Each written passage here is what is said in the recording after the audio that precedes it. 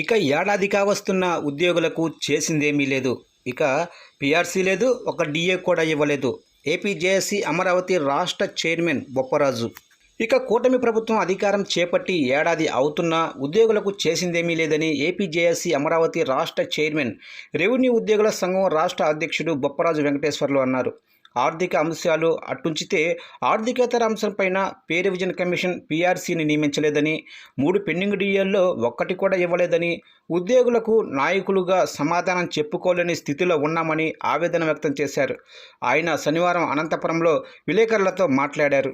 ఇక ప్రభుత్వం పీఆర్సీని నియమించకపోవటం, డీఏలు ప్రకటించకపోవడంతో ఉద్యోగులు అపభ్రతాభావంతో ఉన్నారన్నారు. పీఆర్సీ ప్రక్రియ ఎంత ఆలస్యమైతే ఉద్యోగులకు అంత నష్టమన్నారు.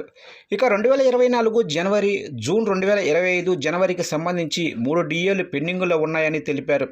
ఇక ఈ నెల దాటితే మరో డీఏ కలుస్తుందన్నారు. ఇప్పటికీ ఏ ఒక్క డీఏ కూడా ప్రకటించకపోవడం బాధాకరమన్నారు.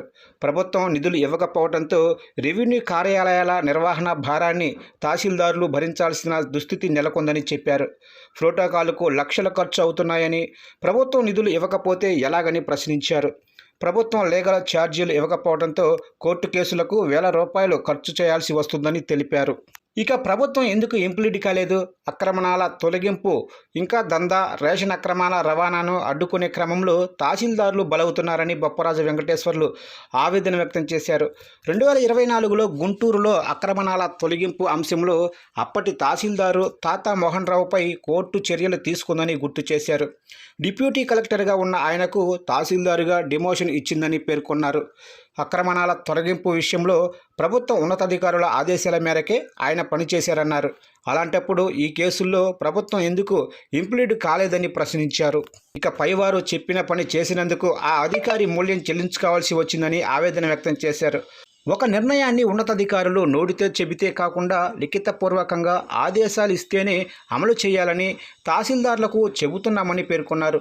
సమావేశంలో రెవెన్యూ ఉద్యోగుల సంఘం రాష్ట్ర కార్యదర్శి వెంకట రాజేష్, ఏపీ జేఏసీ అమరావతి జిల్లా చైర్మన్ దివాకర్ రావు తదితరులు పాల్గొన్నారు. విజయవాడలోనూ విలేకరులతో మాట్లాడిన బొప్పరాజు, ఇంతకాలమైనా సర్కారు పీఆర్సీని ఎందుకు నియమించలేకపోయిందని, ఒక్క డీఏ కూడా ఇవ్వలేదేమని ప్రశ్నించారు.